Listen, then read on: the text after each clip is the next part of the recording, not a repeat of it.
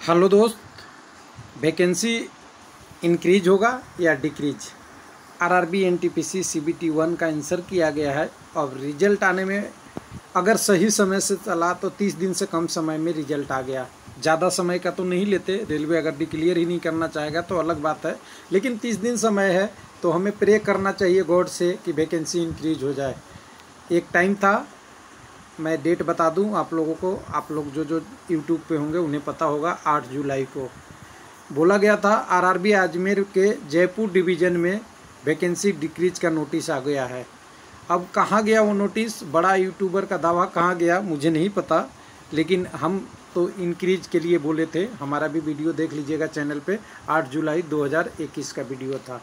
तो अब 30 दिन बचा है। अब समझने की बात है, हमारे पास ना ऑफिशियल डॉक्यूमेंट है, ना प्रूफ है, ना मुझे नॉलेज भी नहीं है। मैं एक्सेप्ट कर रहा हूँ, लेकिन अभी मेरा मन नहीं मान रहा कि ये वैकेंसी इंक्रीज नहीं होगा।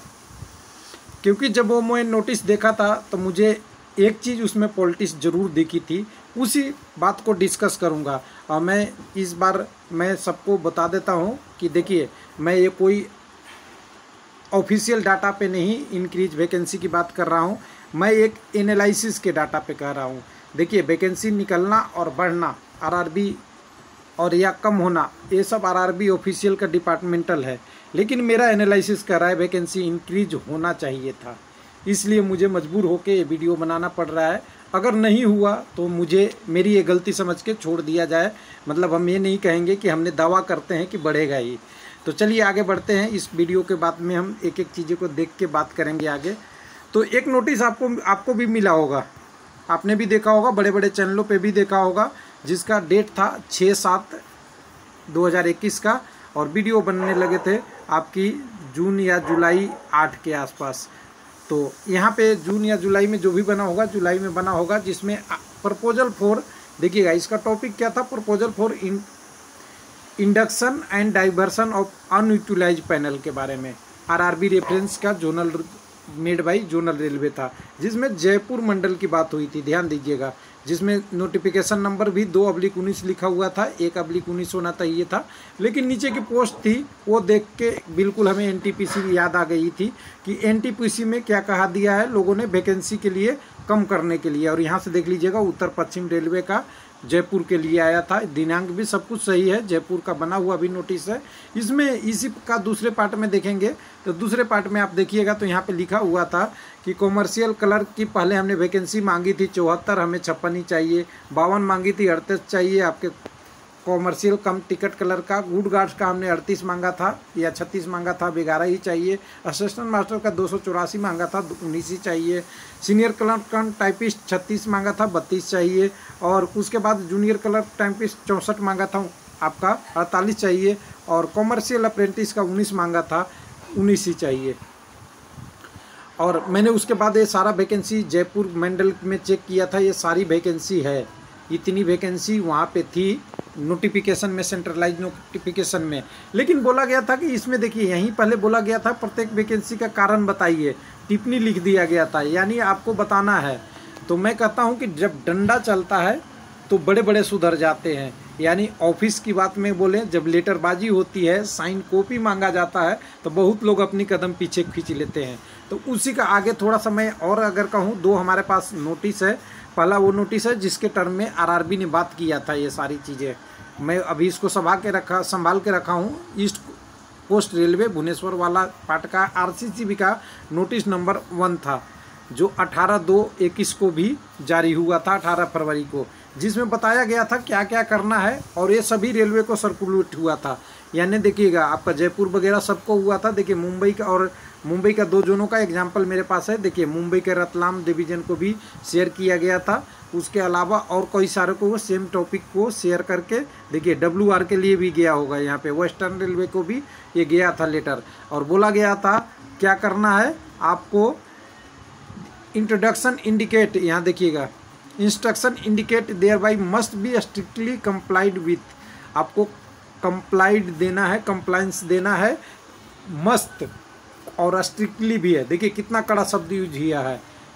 तो ये क्या प्रोसेस है और ये लेटर देखिएगा कब क्या है, सारा सीक्वेंस में देखेंगे हम थोड़ा सा, तब हमें समझ में आएगा। देखिए रतलाम को 30/3 को भेजा गया। उसके बाद अगर बात करेंगे आपका मुंबई चर्चगेट को क्या लेटर जो आया था वो तो यहाँ है, और WR को कहाँ भेजा गया, एक मिनट 2 लेटर है ना, इसमें दोनों को हम एक एक करके देख लेंगे। हाँ, मुंबई के लिए भेजा गया 11/1 को, और 11/1 से मतलब मुंबई डिवीज़न से आपको उनकी रतलाम के लिए भेजा गया था। ये भी वही नोटिस है जो हमने पहले भी की बात किया था उसी का। लेकिन अभी इसमें 2-3 चीज़ें की हमें बात करना बहुत ज़रूरी बच गया है। पहला, इसके बारे में हम बाद में बात करेंगे, इसका क्या मतलब है। पहला ये ज़रूरी है कि वैकेंसी कब तक बढ़ सकती है और कब तक घट सकती है, दोनों चीज़ों की मैं बात कर लेता हूँ, क्योंकि एक तरफ बात करना सही नहीं है। वैकेंसी को कम होने का प्रोबेबिलिटी और बढ़ने की प्रोबेबिलिटी कब तक है, इस नोटिस में लिखा हुआ है। तो सबसे पहले इसकी बात कर लेना बहुत ज़रूरी है। तो इस नोटिस में आप नीचे की तरफ आएंगे तो यहाँ देखिए डिटेल दिया हुआ है। बहुत ज़्यादा हम डिटेल नहीं देखेंगे, लेकिन जहाँ डंडा चला है उसके बारे में पहले बात कर लेंगे। RRB ने बोला है कि जो भी कहता है कि ज़्यादा वैकेंसी हमें सरप्लस लेना है या कम लेना है, या आपने जो बनाया है वो गलत है, तो इसमें क्या करना था, अगर रॉन्ग असेसमेंट ऑफ वैकेंसी होगी वगैरह वगैरह के लिए तो क्या करना है। तो कह रहा है कि रेलवे में कोई भी जो डिसीजन लेता है उसकी रिस्पॉन्सिबिलिटी फिक्स होनी चाहिए। इन केस की प्रपोजल ऑफ डाइवर्सन और सबवर्सन पैनल की फॉरवर्ड बोर्ड में करने की ज़रूरत ना पड़े, और अगर ऐसा होता है तो कंसर्न जोनवे रेलवे इसको कंफर्म करे कि ऐसा सरप्लस वगैरह वगैरह की कंडीशन नहीं आए। लेकिन हमें सबसे पहली बात है कि सरप्लस और डिक्रीज की बात कहाँ तक होगी, उसी की बात हमें ढूंढना था। तो देखिए हमने यहाँ ढूंढ लिया, मैं बड़ा कर लिया हूँ नोटिस को। इस नोटिस के पॉइंट पे इस पे आ जाइएगा। देखिए कोई भी सेंट्रलाइज्ड नोटिफिकेशन है उससे पहले पूरी लाइन को आप पढ़ लीजिएगा, मैं ज़्यादा टाइम नहीं लेना चाहता हूँ।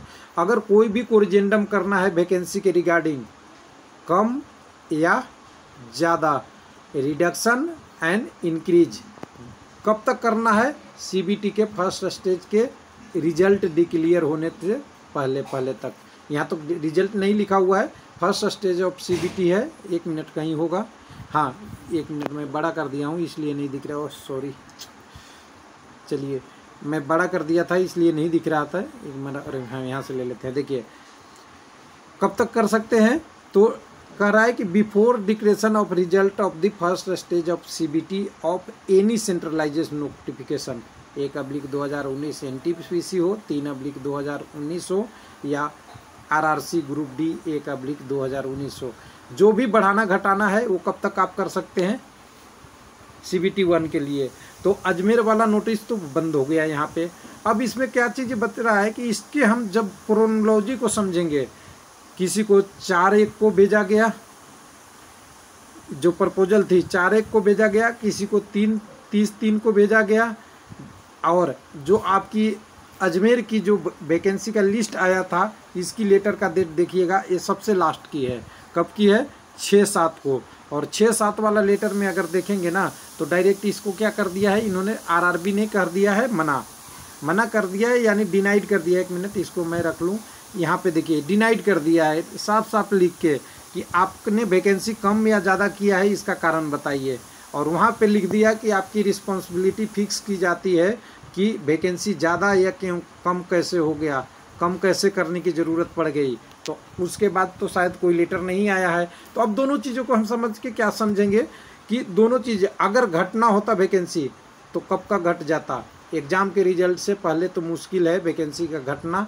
मेरा ये एक्सपीरियंस कह रहा है कि अब डिक्रीज नहीं होगा। जो अजमेर की वैकेंसी की बात थी वो चैप्टर हो गई है क्लोज। और उसी समय मैंने बोला था जब वीडियो बनी थी उसी समय कि वैकेंसी डिक्रीज नहीं इंक्रीज होगी। अब रहे इंक्रीज के बाद, तो अब हमने जितने भी क्रोनोलॉजी समझा उसके हिसाब से 30 दिन है RRB के पास।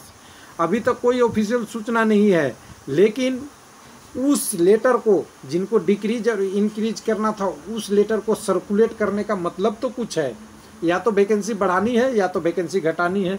अगर हम एनालिसिस से कहें तो सीधा सी बात करता है कि ये वैकेंसी सर्कुलेट क्यों किया जा रहा है।